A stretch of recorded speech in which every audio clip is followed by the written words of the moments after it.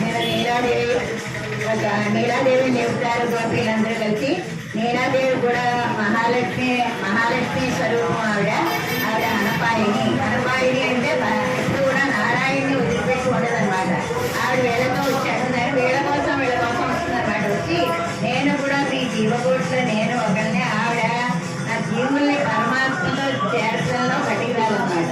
నేను కూడా మీలో ఒకదాన్ని రండి, మనందరం కలిసి భగవంతుని ప్రార్థిస్తామని చెప్పి, ఏ విధంగా అయితే ప్రీతి లేని వాళ్ళు భగవంతుడి బాణాలతో వసులవుతారో, అలాగే ప్రీతి ప్రేమ ఉన్న వాళ్ళు మాటలతో వసులవుతారో, వీళ్ళు శ్రీకృష్ణుడిని మాటలతో వశం చేస్తున్నావు అని వస్తున్నారు అనమాట. వచ్చి అంటారనమాట, ఎంత కళంగా ఎదిరిపోయి మీదగా మాట్లాడే పాలు తొలియం పళ్ళలు పెదుంబ చుట్టాలి.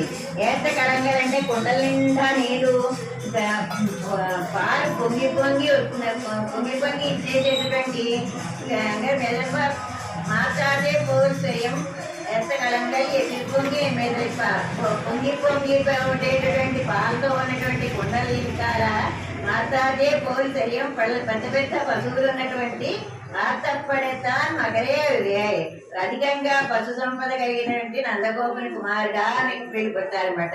అంటే ఎంత పెద్ద పెద్ద కొండలు పెట్టినా కొండల నిండా పాలిచ్చేస్తూ ఉంటాయి. అంత పెద్ద పెద్ద పశువులు ఆయన దగ్గర ఉదారమైనటువంటి పశువులు ఉన్నాయి. ఆ పశువులు కలిగినటువంటి వాడు ఎవడు? నందుడు.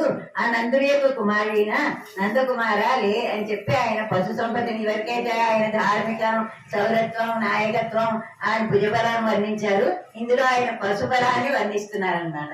పశుబలాన్ని వర్ణించి ఆర్తపడేస్తాను మగరే ఉత్తముడే అంటే దారిద్ర్యం గలవాడా, ప్రమాణం గలవాడా, వేదాలచే తెలియబడే లోకంలో పుట్టేటటువంటి తేజస్వరూపుడా, లేచిరా మా నందగోప కుమారుడు అని మేము నిన్ను ప్రార్థిస్తున్నాము. అంతేగాని క్షీరాద్రిలో పెట్టినటువంటి సాక్ష్యసాయుని, లేకపోతే జ్ఞానచే నియమింపబడే శ్రీరాముడు అని, నిత్య సూర్య పూజింపబడేటటువంటి శ్రీమన్నారాయణుడు అని మేము అనగా ప్రార్థించట్లేదు.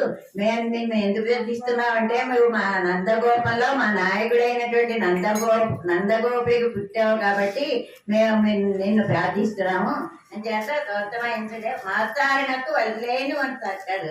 నిన్ను శరణ కోడే నీ దగ్గరికి ఎవరు వస్తే వాళ్ళకి శరణ ఇస్తూ ఉంటావు. నువ్వు శరణాగత రక్షకుడు. కాకాసుడు వచ్చాడు, ఆయన్ని బాణంతో ఒకసారి ఆయన మీద దర్పేశాడు. 3 లోకాలు తిరిగాడు, మళ్ళీ ఈయన దగ్గరికే మళ్ళీ శరణ పొందాడు. అలాగే విభీషణుడు వచ్చాడు శరణ కోసం అని. వస్తే వీళ్ళెవరు సుగ్రీవుడు అంగదుడు ఆయనకి శరణ ఇవ్వద్దు, శత్రుపక్షం వాడు అంటారు.